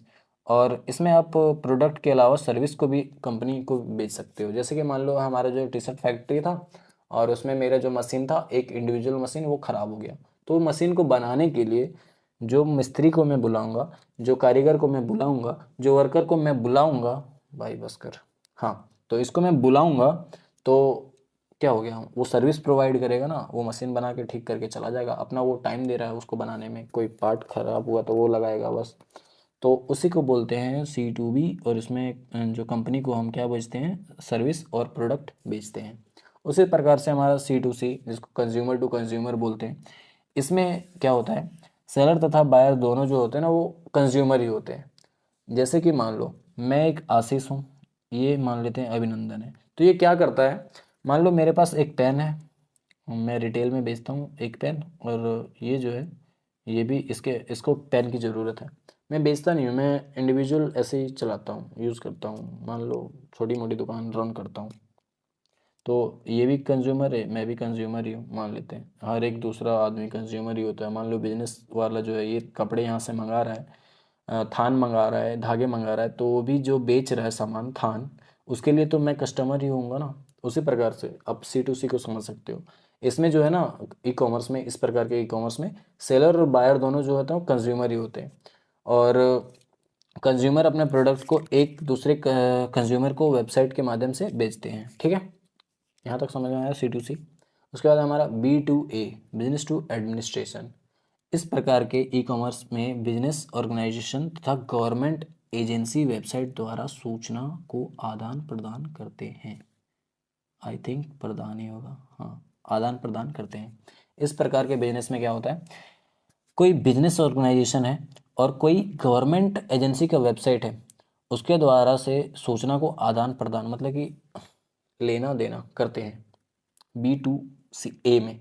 उसके बाद है हमारा C2A, कंज्यूमर टू एडमिनिस्ट्रेशन। इस प्रकार के ई कॉमर्स में कंज्यूमर तथा गवर्नमेंट एजेंसी के माध्यम मध्य सूचना का आदान प्रदान वेबसाइट के माध्यम से करते हैं। बस सिंपल, आपको छः के छः जो टाइप हैं उसके बारे में समझ में आ गया होगा। तो आगे बढ़ते हैं हम लोग। आगे है हमारा एम कॉमर्स। हम लोग ई कॉमर्स के बारे में पढ़ें, अब है हमारा एम कॉमर्स। इसको हम बोलते हैं मोबाइल कॉमर्स। मोबाइल कॉमर्स जो है ई कॉमर्स का ही एक पार्ट है। यह सब जो है 1997 में केविन डफी द्वारा किया गया था, यूज़ किया गया था। मोबाइल फ़ोन के माध्यम से प्रोडक्ट को खरीदने व बेचने को क्या कहते हैं, हम एम कॉमर्स कहते हैं। मोबाइल फ़ोन के माध्यम से, वो भी इंटरनेट से ही रन करता है, एक प्रकार का आप टाइप मान सकते हो ई कॉमर्स का। ठीक है, सिंपल आप समझो, ई कॉमर्स मतलब छोटा सा पार्ट एम कॉमर्स, जिसको हम मोबाइल कॉमर्स के नाम से भी जानते हैं, और मोबाइल फ़ोन के माध्यम से प्रोडक्ट को खरीदने व बेचने का काम करते हैं। ठीक है, उसके बाद है हमारा नेटिक्विट्स। नेटिक्विट शब्द जो है वो एटिक्विट से मिलकर बना है, जिसका अर्थ है इंटरनेट शिष्टाचार। जिस तरह के शिष्टाचार समाज में विनम्र और अच्छे व्यवहार को दर्शाता है, वैसे ही नेटिक्विट इंटरनेट पर अच्छे और विनम्र व्यवहार को प्रदर्शित करता है। नेटिक्विट ऑनलाइन कम्युनिकेशन के कई पहलुओं में शामिल है, जैसे email, social media, online chat, web forum, website comment, online communication. Netiquette rule को की कोई ऑफिशियल लिस्ट अवेलेबल नहीं है। इसका मेन पर्पस दूसरों को ऑनलाइन रिस्पेक्ट देना है। बस सिंपल, आप ऐसे समझो कि आप कोई समाज में रह रहे हो, आपका गांव है, आपका कोई लोकल समाज है, वहाँ पे आप रहते हो, तो आप बड़े लोगों से कैसे बात करते हो, इज्जत से बात करते हो, बोलते हैं हाँ भैया ऐसे, वो पूछते हैं हाँ आपका क्या हाल है, बड़े लोग। तो आपसे बड़े उम्र में, बड़े लोग मतलब पैसे में नहीं, हाँ, उम्र में जो आपसे बड़े हैं वो पूछते हैं हाँ भाई क्या हाल चाल है, क्या कर रहे हो आजकल। तो आप उससे बढ़िया से बोलते हैं, हाँ दादाजी बढ़िया हूँ, मैं ये कर रहा हूँ, चाचा जी बढ़िया ये कर रहा हूँ, ये पढ़ाई कर रहा हूँ, ऐसे जवाब देते हो आप उसको। तो आप वहाँ पे आप ऑफलाइन रहते हो। लेकिन वही नेट इक्वेट का मतलब क्या होता है, अगर ऑनलाइन जो है वहाँ पे अगर आपसे कोई ऐसे सवाल जवाब करता है तो वहाँ पे भी आप उसको ऑनलाइन रिस्पेक्ट देते हो। ऐसा नहीं कि आप उसको गाली दे के बोल रहे हो हाँ क्या हाल चाल है तुम्हारा, अगर किसी ने पूछा, कोई आपसे बड़े उम्र में, वो आपसे पूछेगा आशीष क्या हाल चाल है, आप उसको गाली दे के बोलोगे चल यार मैं नहीं बता रहा, क्या करोगे, ऐसे करके नहीं। आप ऑनलाइन रिस्पेक्ट देना, उसी को बोलते हैं नेट इक्वेट्स। वैसे आजकल कोई करता नहीं है, बहुत सारे लोग करते हैं भाई, ऐसा नहीं है कि नहीं करते। एग्जाम्पल, इसके एग्जाम्पल, नेटिक्वेट के एग्जाम्पल मैं बताता हूँ। बड़ी मात्रा में लोगों को अनचाही ईमेल भेजकर स्पैम ना करें। जैसे कि बल्क में मैसेज कर दें। होता है ना बहुत बार आपको मैसेज, बहुत सारा जो है करते हैं, बहुत सारे लोग क्या करते हैं, वो बल्क में जो परसों मैसेज भेजना स्टार्ट कर देते हैं परेशान करने के लिए ऑनलाइन, या फिर वो वेब फोरम जो है, या फिर वेबसाइट कमेंट में लोग बार बार परेशान करके उन्हें ट्रोल ना करें। मतलब कि देखोगे आप, अभी करंट टाइम पे एक कोई था पाकिस्तान का प्लेयर जो क्रिकेट ये चैम्पियंस ट्रॉफी में कोई इशारा कर दिया था इंडियन प्लेयर को, तो उसके कमेंट में, इंस्टाग्राम के उसके कमेंट में जाके उसके इतना ट्रोल किया, इतना परेशान किया, क्या ही बोलूँ मैं। या फिर आप ये देख सकते हो, ये दूसरी चीज़, इसी को बोलते हैं कि नेटिक्वेट, मतलब ये सारी चीज़ों को अवॉइड करो आप। उसके बाद भड़काऊ या फिर आपत्तिजनक कमेंट को ऑनलाइन पोस्ट ना करें। भड़काऊ मैसेज, ऐसा नहीं है कि आप बीजेपी के बारे में गलत बोल दो, कांग्रेस के बारे में गलत बोल दो, भाई पॉलिटिकल चीज़ें, भाई सबकी अपनी अलग अलग आइडियोलॉजी है भाई। अब ऐसा नहीं है कि मैं कोई पर्टिकुलर पार्टी को सपोर्ट करता हूँ तो मैं दूसरे पार्टी के बारे में गलत बोलूँ, या फिर मान लो कोई मैं पर्टिकुलर समाज के बारे में गलत बोल दूँ, या फिर कोई पर्टिकुलर कास्ट के बारे में बोल दूँ, रिलीजन के बारे में बोल दूँ, ऐसा आपको नहीं करना है। उसी को आप नेटिक्वेट के अंदर ले सकते हो। दूसरी इंफॉर्मेशन है पर्सनल इन्फॉर्मेशन, जैसे कि वीडियो, फ़ोटो शेयर करने के लिए किसी को मजबूर ना करें। बहुत बार ब्लैकमेल करते हैं ना कि मान लो कोई गलती से फ़ोटो क्लिक कर लिया हम लोगों ने साथ में, और बाद में उसको ब्लैकमेल कर रहे हैं कि भाई मुझे इतने पैसे दे, नहीं तो ये वीडियो ये फ़ोटो आपका वायरल कर दिया जाएगा। दूसरे की प्राइवेसी को सम्मान करें। दूसरे की प्राइवेसी भी होती है, उसको सम्मान करें। पोस्ट को फैक्ट चेक किए बिना रिपोस्ट ना करें। ये सबसे ज़्यादा होता है हमारे आज के देश में, इंडिया में सबसे ज़्यादा मैं मानता हूँ। ये मेरा अपना पर्सनल ओपिनियन है। होता ये है ना कि कोई भी पोस्ट अगर व्हाट्सएप पे आया ना, कि कांग्रेस ने इतने साल तक लूटा, अब इसको सरकार नहीं बनाने देना है, या फिर बीजेपी ने ये किया वो किया, उसको उसका जो फैक्ट जब तक चेक नहीं करते ना, तब तक उसको रिपोस्ट ना करो, उसको कहीं शेयर ना करो, जब तक वो सच ना हो, समझे। उसके बाद हमारा किसी को गाली ना दें, या फिर किसी को आपत्तिजनक लैंग्वेज का प्रयोग ना करें, वही सारी चीज़ें, इन सारी चीज़ों का ध्यान रखना है। ऑनलाइन आपको रिस्पेक्ट देना ही नेटिक्वेट कहलाता है। समझ में आया यहाँ तक आपको? तो ये था हमारा पार्ट टू का एंड करते हैं यहाँ पे हम। पार्ट टू जो है यहाँ पे एंड करते हैं। उसके बाद हम लोग बात करेंगे ई गवर्नेंस सर्विसेज के बारे में, लाइक रेलवे रिजर्वेशन, पासपोर्ट, ई हॉस्पिटल, ये सारी चीज़ों के बारे में हम लोग पार्ट 3 में डिस्कस करने वाले हैं। अगर आपने मेरे चैनल को सब्सक्राइब नहीं किया है तो मेरे चैनल को सब्सक्राइब करो, ऐसे ही कंटेंट, ऐसे अपडेट पाने के लिए। तो मिलते हैं नेक्स्ट वीडियो में, till then bye bye and take care. Hello and welcome back to my YouTube channel the Ashish Express. क्या हाल चाल है आप सबके? आप सबका स्वागत करता हूँ अपने टॉपर सीरीज़ में।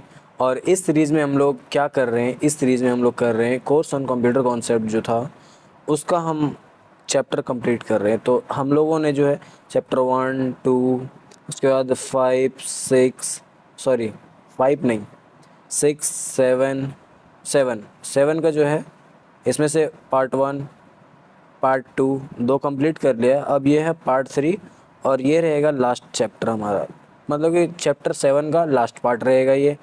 और इस पार्ट में हम लोग पढ़ने वाले हैं बहुत सारी चीज़ें, जो कि है हमारा यहाँ पे ओवरव्यू ऑफ ई गवर्नेंस। मतलब ये हम लोगों ने ईमेल के बारे में पढ़ लिया, सोशल नेटवर्किंग के बारे में पढ़ लिया, अब हम लोग ई गवर्नेंस सर्विसेज के बारे में पढ़ने वाले हैं। तो चलिए वीडियो करते हैं स्टार्ट बिना किसी देरी के। तो इस पार्ट में हम लोग देखेंगे ई गवर्नेंस सर्विस के बारे में, जैसे कि रेलवे हो गया, रेलवे रिजर्वेशन के बारे में पढ़ेंगे, पासपोर्ट के बारे में पढ़ेंगे, ई हॉस्पिटल के बारे में पढ़ेंगे। तो बेसिकली इसमें होता ये है ना कि सरकार की आम नागरिकों के लिए, जितने भी सरकार के आम नागरिक हैं उनकी जो है उपलब्ध सुविधा को इंटरनेट के माध्यम से उपलब्ध कराना ही ई गवर्नेंस कहलाता है। मतलब कि आप ऐसा समझो, सरकार जितने भी सुविधा इंटरनेट के थ्रू से आम नागरिकों को पहुंचाती है ना, उसी को हम ई गवर्नेंस बोलते हैं, ठीक है। इसके अंडर गवर्नमेंट सर्विसेज और इंफॉर्मेशन ऑनलाइन अवेलेबल होती है। इसके अंडर में जो है गवर्नमेंट सर्विसेज और इंफॉर्मेशन जो है ना, वो ऑनलाइन अवेलेबल होती है। इंडियन गवर्नमेंट ने इलेक्ट्रॉनिक डिपार्टमेंट की स्थापना जो है 1970 में की थी, और नेशनल इंफॉर्मेटिक्स सेंटर की स्थापना जो है 1977 में की थी। आज इंडियन गवर्नमेंट और लगभग सभी प्रमुख हिंदी भाषी राज्यों की सरकारों के पास सरकारें आम जनता के लिए अपनी सुविधाएं इंटरनेट के माध्यम से उपलब्ध करा रही है। मतलब कि अभी के टाइम पे ना इंडियन गवर्नमेंट जो है और जितने भी हिंदी भाषी राज्य हैं, वहाँ के सरकार जो है वो आम जनता को ना इंटरनेट के माध्यम से सुविधाएं उपलब्ध कराती है। कौन कौन सी सुविधाएं? बहुत सारी सुविधाएं हैं, जैसे कि आप ऑनलाइन बैंकिंग के जरिए बैंकिंग सर्विसेज का लाभ उठा सकते हैं। उसके बाद जीएसटी से संबंधित ऑनलाइन काम कर सकते हैं। ट्रेन, बस, एयरप्लेन की टिकट बुक कर सकते हैं, ऑनलाइन टिकट बुक कर सकते हो।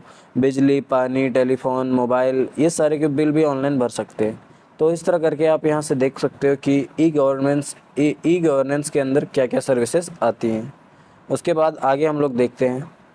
आगे हमारा उसके बाद पैन कार्ड, आधार कार्ड जैसे राशन कार्ड, पासपोर्ट, जाति प्रमाण पत्र, इन सबको आप ऑनलाइन बना सकते हो या फिर ऑनलाइन वेरीफाई भी कर सकते हो। तो ये सारा जो है हमारा ई गवर्नेंस के अंदर सारी सर्विसेज आती है।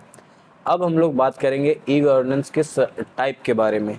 जैसे हम लोगों ने जो था ई कॉमर्स में हम लोगों ने उसके भी टाइप पढ़े थे, 6 टाइप थे, B2B, B2C, C2B, ये सारे। उसी तरह से यहाँ पे जो है ना ई गवर्नेंस के भी टाइप हैं। कितने टाइप हैं?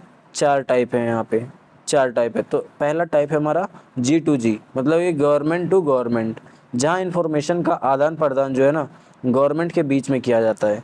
जैसे कि सेंट्रल गवर्नमेंट तथा स्टेट गवर्नमेंट के बीच या फिर अदर गवर्नमेंट के बीच जो भी हमारा इन्फॉर्मेशन का आदान प्रदान होता है, वो G2G कहलाता है, गवर्नमेंट टू गवर्नमेंट। मतलब कि हमारा इंडिया, मतलब कि जो नरेंद्र मोदी है, वो हमारे जितने स्टेट हैं ना इंडिया के, वहाँ पे इन्फॉर्मेशन कुछ शेयर कर रहे हैं, तो उसको हम क्या बोलेंगे? उसको बोलेंगे G2G, गवर्नमेंट टू गवर्नमेंट की, ठीक है। उसके बाद हमारा सेकंड G2C, मतलब गवर्नमेंट टू सिटीजन। इसके माध्यम से नागरिक गवर्नमेंट के साथ सीधे जुड़ सकते हैं। मतलब कि जो हम जैसे लोग हैं, आम जनता जो है ना, वो गवर्नमेंट जो सरकार है उसके साथ ऐसे ही मतलब कि सीधे जुड़ सकते हैं, 1 to 1, ऐसा समझो 1 to 1 बात कर सकते हो। मतलब ये गवर्नमेंट से डायरेक्ट कांटेक्ट कर सकते हैं हम, और इसमें अपनी बात जो है ना गवर्नमेंट तक पहुंचा सकते हैं। गवर्नमेंट द्वारा दी जाने वाली विभिन्न सार्वजनिक सेवाएं को आसानी से प्राप्त कर सकते हैं, और गवर्नमेंट के थ्रू से जितनी भी सेवाएं दी जाती है उसको हम आसानी से प्राप्त भी कर सकते हैं G2C में, मतलब गवर्नमेंट टू सिटीजन में। उसके बाद है हमारा G2B, मतलब government to business. Government to business में क्या होता है? ई गवर्नेंस बिजनेस क्लास को जो है गवर्नमेंट के साथ सिंपल तरीके से बातचीत करने में हेल्प करता है। बिजनेस क्लास को जो है ना गवर्नमेंट के साथ सिंपल तरीके से बातचीत करने में मदद करता है हमारा गवर्नमेंट टू बिजनेस। इसका उद्देश्य जो है ना वो बिजनेस के माहौल और गवर्नमेंट के साथ बातचीत करते समय स्पष्टता स्थापित करना है। उसके बाद है हमारा G2E, मतलब government to employ. Government to employ में क्या होता है? यह गवर्नमेंट और कर्मचारियों के बीच कुशलता और तेज़ी से कॉन्टैक्ट बनाने में हेल्प करता है। मतलब कि गवर्नमेंट से डायरेक्ट एम्प्लॉय जो है वो कॉन्टैक्ट कर सकते हैं G2E में। तो ये थे 4 टाइप ई गवर्नेंस के। इसके बाद आगे हम लोग देखते हैं, आगे हम बात करेंगे ई गवर्नेंस सर्विसेज जो है रेलवे रिजर्वेशन में कैसे काम करती है। तो जो है हमारा Indian railway catering and tourism corporation, जिसको हम IRCTC भी इसके नाम से भी जानते हैं, तो शुरुआत जो है ना इसका 27 सितंबर 1999 को हुआ था, और ये जो है 3 अगस्त 2002 को पूरी तरह से परिचालन में आया था। मतलब ये स्टार्ट जो हुआ था 1999 में हुआ था, लेकिन इसको जो बोलते हैं उसको फेमस जो हुआ, जो ये काम में आया, वो 2002 में आया, ठीक है। IRCTC ने भारतीय रेलवे के विकास में महत्वपूर्ण भूमिका निभाई है। IRCTC जो है वो बहुत ही महत्वपूर्ण भूमिका निभाई है भारतीय रेलवे के विकास में। IRCTC पर आप जो है ई टिकटिंग सर्विस स्टार्ट होने पर पहले दिन पूरे देश में केवल 27 टिकट बुक किए गए थे। जिस दिन ये IRCTC में जिस दिन मतलब कि आप टिकट बुक करना स्टार्ट हुआ था पहला दिन, उस दिन पूरा देश भर में जो है ना, पूरे देश में वो 27 टिकट ही बुक किया गया था। IRCTC के माध्यम से इंडियन रेलवे के ई टिकट बुक करने के लिए www.irctc.co.in या फिर IRCTC ऐप जो है उसके ज़रिए से, मोबाइल फ़ोन के ज़रिए से आप टिकट को बुक कर सकते हो। IRCTC पर जो है ऑनलाइन पेमेंट करने के लिए कई तरीके भी उपलब्ध है, जैसे कि आप क्रेडिट कार्ड से पेमेंट कर सकते हो, डेबिट कार्ड से, वैलेट से, नेट बैंकिंग से। उसके बाद देख लेते हैं आगे। 1 नवंबर 2014 से जो है रेल मंत्रालय द्वारा अनरिजर्व टिकट की ऑनलाइन बुकिंग के लिए अनरिजर्व टिकट सिस्टम, जिसको UTS बोलते हैं, UTS ऐप को लॉन्च किया गया था। इसके द्वारा जो है ना, वो जनरल टिकट जो है या फिर आप सीजन टिकट को, प्लेटफॉर्म टिकट की बुकिंग की जा सकती है। UTS की मदद से आप क्या क्या बुक कर सकते हो? आप सीजन टिकट बुक कर सकते हो, आप प्लेटफॉर्म टिकट बुक कर सकते हो, और इसमें जो होता है अनरिजर्व जो जनरल टिकट होता है उसको भी आप बुक कर सकते हो UTS के ऐप के मदद से। उसके बाद आगे हम लोग देख लेते हैं। आगे है हमारा पासपोर्ट से रिलेटेड। पासपोर्ट जो है ना, वो एक लीगल डॉक्यूमेंट है। इसका यूज़ जो है विदेश में यात्रा करने के लिए किया जाता है। अगर आप इंडिया से बाहर जाते हो ना, तो आपको जो ज़रूरत पड़ेगा वो पासपोर्ट का ज़रूरत पड़ेगा। पासपोर्ट को जिस देश में व्यक्ति रहता है उसके द्वारा बनाया जाता है। पासपोर्ट जैसे कि हम इंडिया में रह रहे हैं ना, तो इंडिया के द्वारा ही पासपोर्ट बनाया जाएगा, ठीक है। यह पासपोर्ट विदेश यात्रा के वक्त व्यक्ति की पहचान तथा उसकी नागरिकता को बताता है। और ये जो है ना पासपोर्ट, जब भी हम अपने कंट्री से बाहर जाते हैं, ट्रैवल करते हैं, तो उस समय जो है ना हमारा, जैसे कि मैं अभी कहीं पे जा रहा हूँ घूमने, मान लो मैं पाकिस्तान जा रहा हूँ घूमने के लिए, तो हम वहाँ पे पासपोर्ट देखेंगे तो उसमें मेरा जो है, उसमें मेरी पहचान और मैं कहाँ से आया हूँ उसकी डिटेल वहाँ से पता चलता है पासपोर्ट से।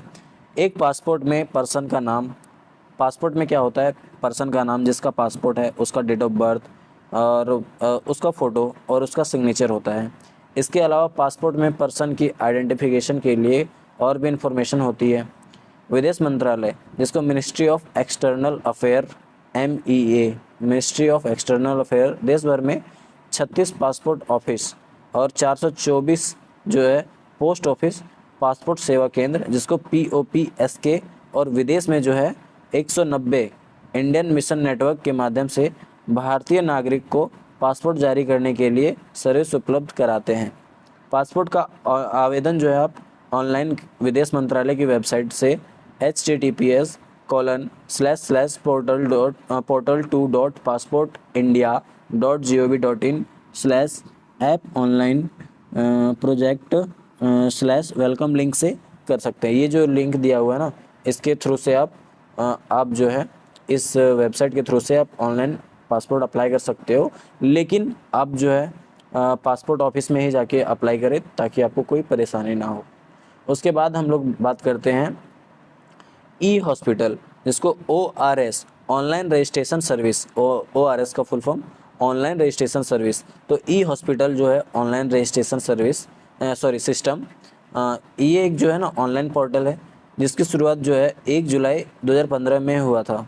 ORS पोर्टल के माध्यम से जो है ना, वो आम नागरिक जो है इंडिया के विभिन्न राज्यों और केंद्रों के अस्पताल में ऑनलाइन एप्लीकेशन कर सकते हैं, मतलब ऑनलाइन अपना नंबर लगा सकते हो, आप ऐसा समझो।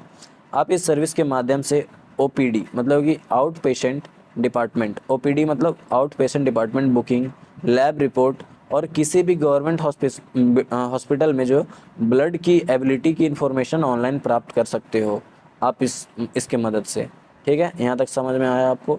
अब बात कर लेते हैं हम accessing governance service on mobile using Umang app. Umang app का यूज़ करके आप कैसे गवर्नेंस साइट्स को एक्सेस कर सकते हो उसके बारे में हम लोग जानेंगे। उमंग ऐप जो है ये एक मोबाइल ऐप है जिसे डिजिटल इंडिया के तहत जो है ना भारत में गवर्नेंस चलाने के लिए बनाया गया था। भारत में जितने भी गवर्नेंस साइट हैं उसको चलाने के लिए उमंग ऐप बनाया गया था। उमंग ऐप को इलेक्ट्रॉनिक और सूचना प्रौद्योगिकी मंत्रालय, जिसको MEITY, एवं नेशनल गवर्नेंस डिवीज़न, जिसको NEGD द्वारा विकसित किया गया था। उमंग का फुल फॉर्म जो होता है unified mobile app for new age governance है। इसे नवंबर 2017 में लॉन्च किया गया था। उमंग ऐप जो है 13 लैंग्वेज में अवेलेबल है, 13 लैंग्वेज में अवेलेबल है। उमंग ऐप एक ऐसा एप्लीकेशन है जिसका यूज़ कई ई गवर्नेंस सर्विस जैसे कि आधार सेवा, Bharat gas, digi locker, passport सेवा आदि के लिए किया जाता है। ठीक है।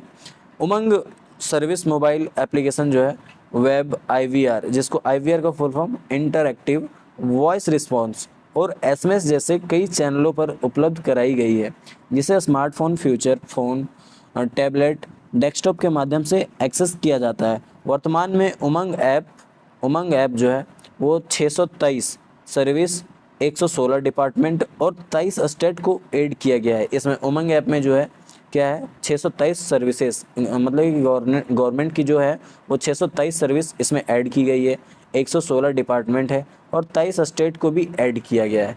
यहाँ तक आपको समझ में आ गया होगा उमंग ऐप कैसे यूज़ करते हो और उसमें क्या क्या चीज़ें आप कर सकते हो। उसके बाद डिजी लॉकर के बारे में बात कर लेते हैं हम लोग। डिजी लॉकर जो है एक ऑनलाइन सर्विस है। इसे जो है ना वो 2015 फरवरी 2015 में लॉन्च किया गया था, जो इलेक्ट्रॉनिक और IT मंत्रालय इंडियन गवर्नमेंट द्वारा विकसित की गई थी। इसको जो है इंडियन गवर्नमेंट की डिजिटल इंडिया पहल के तहत डेवलप किया गया था। इसको जो है ना इंडियन गवर्नमेंट जो है उसके डिजिटल इंडिया के पहल में इसको डेवलप किया गया था। डिजी लॉकर एक सिक्योर क्लाउड स्टोरेज है जहां प्रत्येक इंडियन सिटीजन अपने सर्टिफिकेट्स को डिजिटल डॉक्यूमेंट के रूप में स्टोर कर सकता है। आप इसको ऐसे समझ लो, डिजी लॉकर को या फिर डिजिटल लॉकर को ऐसे समझो, आपका कोई लॉकर रहता है ना बैंक में, जहाँ पे आप कोई भी फाइल रख सकते हो, उसका एक्सेस आपके पास होता है। तो वैसे ही जो है डिजी लॉकर जो या फिर डिजिटल लॉकर है, उसमें आप अपने सर्टिफिकेट को स्टोर कर सकते हो या फिर गवर्नमेंट के थ्रू से जो भी सर्टिफिकेट आपको मिलती है वो वहाँ पे स्टोर किया जाता है। जैसे कि उसमें ड्राइविंग लाइसेंस हो गया, व्हीकल रजिस्ट्रेशन हो गया, एजुकेशन सर्टिफिकेट हो गया, या फिर इसमें स्कैन करके आप कॉपी को अपलोड करते हैं, उसको भी आप रख सकते हो।